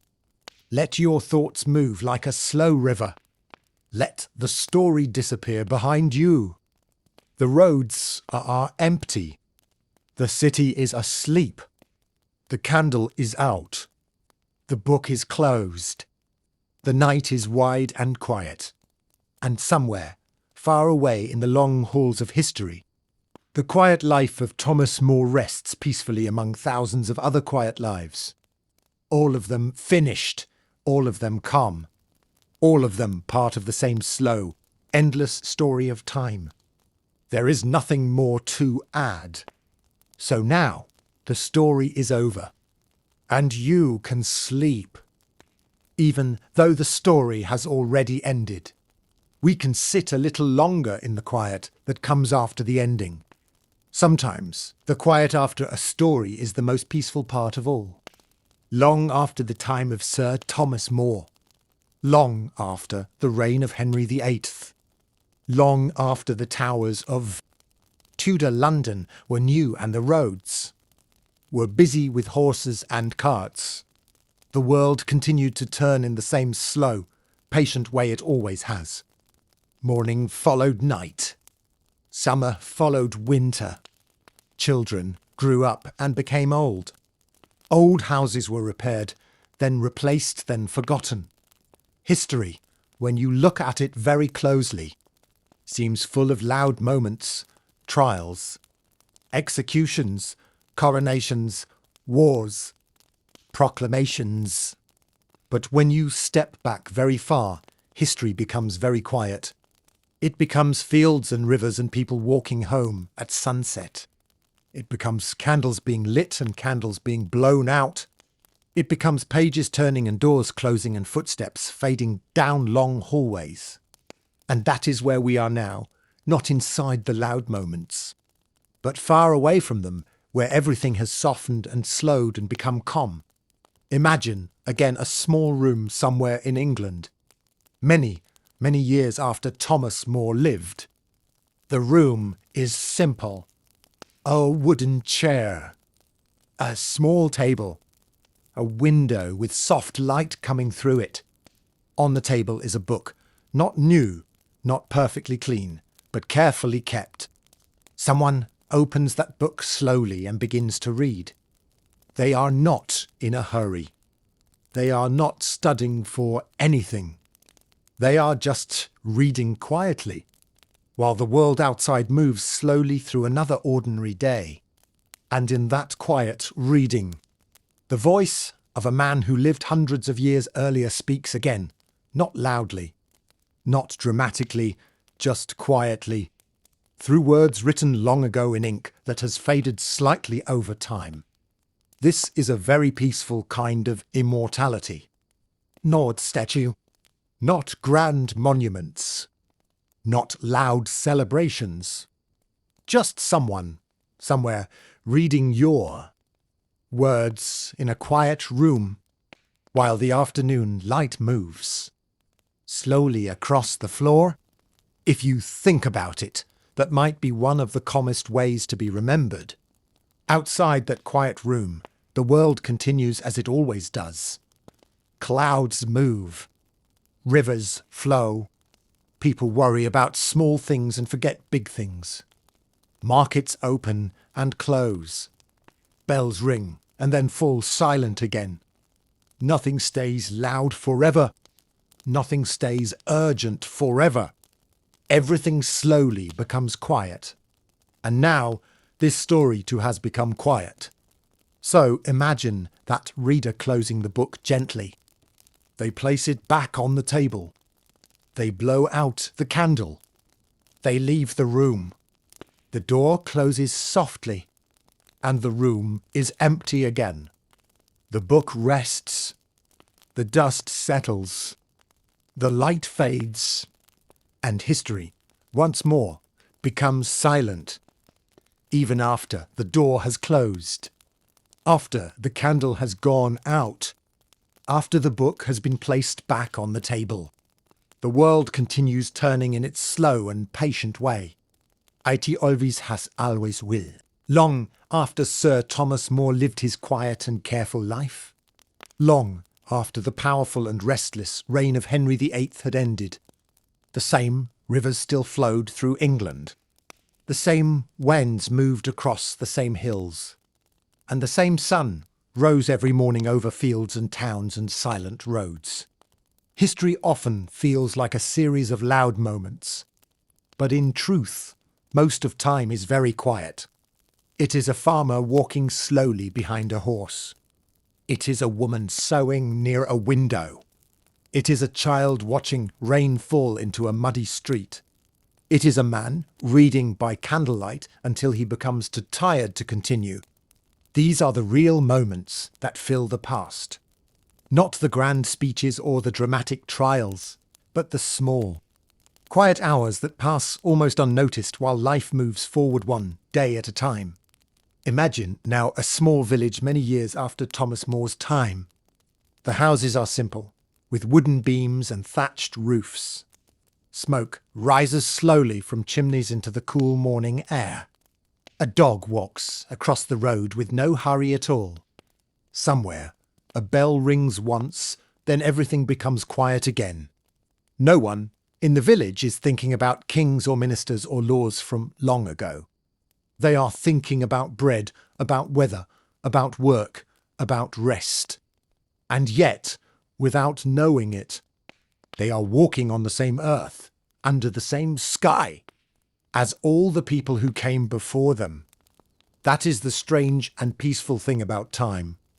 Everyone lives in their own small moment, but all moments are connected, stretching backward and forward like a very long, quiet road. If you could float slowly above that road, high enough that you could see many years at once, you would see people walking in different centuries, wearing different clothes, speaking different languages, but all moving in the same slow way from morning to night, from youth to old age, from beginning to end. And among all those quiet lives, the life of Thomas More is just one small light among many. Not the brightest, not the loudest, but steady, calm, and still remembered. So now imagine evening again. The village grows quiet. Doors close. Fires burn low. People finish their meals and prepare for sleep. The sky darkens slowly, and stars appear one by one above the rooftops. The world is not thinking about history anymore. The world is going to sleep. And as the night settles over fields, rivers, roads, and old cities that have stood for hundreds of years, the past and the present feel very close together, like pages in the same book resting quietly beside each other. Nothing is rushing. Nothing is loud. Everything is slow and calm. And somewhere, in the endless quiet of time, the story we followed has completely faded into the gentle background of history, where all stories eventually rest. Now, let's move even further into the quiet, drifting into the deep night. Everything is slower, softer, almost imperceptible. The world is no longer active. It simply exists, breathing gently in the darkness. Imagine that same village from part 32, now completely at rest. The streets are empty. Smoke curls faintly from a few chimneys, rising and disappearing into the cool night air. The wind moves softly through the trees, brushing leaves that shimmer under the pale moonlight. Somewhere far away, an owl calls once, then silence again. Time itself seems to pause. Each moment stretches, becoming long and slow. The night sky is vast, dark blue fading to black at the edges, sprinkled with countless tiny stars. No one is rushing. No one is worrying. All of the loud, urgent moments of history have softened into a gentle hum that you feel more than hear. Even the river that passed through. Thomas More's London long ago moves more slowly in your mind. Its surface reflects the starlight, glimmering faintly, moving silently, as though the water itself knows it has all the time in the world. No one is crossing it tonight. No one is racing against it. It just flows humbly, quietly. And if you imagine standing beside that river, you can almost hear the slow pulse of history beneath it. Every quiet life, every small decision, every word written in books, every person walking through fields or streets, all of it flows together, softly, into the same deep night. The cottages of the village are lit by only the faintest candlelight. Windows glow dimly, casting soft rectangles of gold onto the streets. Inside, people are asleep. Animals are resting. Even the leaves on trees are still. Everything is held in a kind of gentle suspension, as if the world itself is exhaling, letting go of the day. And in that stillness, the memory of Thomas More remains. Not loudly, not dramatically, but quietly, gently, like a soft echo. His life, once filled with decisions and responsibility, has now joined the river of all lives that came before and after. It is exactly where it belongs in the slow turning of time. So now, let yourself drift along with this quiet. The night stretches endlessly around you. The stars continue to shine softly. The village sleeps. The river moves. The wind passes gently through the fields. All that matters is this slow, steady quiet. Breathe in. Breathe out. Feel yourself sinking into the same calm, slow rhythm of the night. There is no need to remember anything. No need to follow anything. Just let yourself rest in this gentle, endless stillness. And as you rest, the world continues to turn very quietly. All stories fade softly into the background. Every life finds its quiet place. And the deep night carries everything slowly, calmly, peacefully into sleep. Now we have reached the very end. The story has ended. The city, the roads, the rivers, the people, all of it has slowly faded into quiet. The night is deep and still. This is the place where you no longer need to think. You no longer need to follow. You no longer need to remember. Everything rests.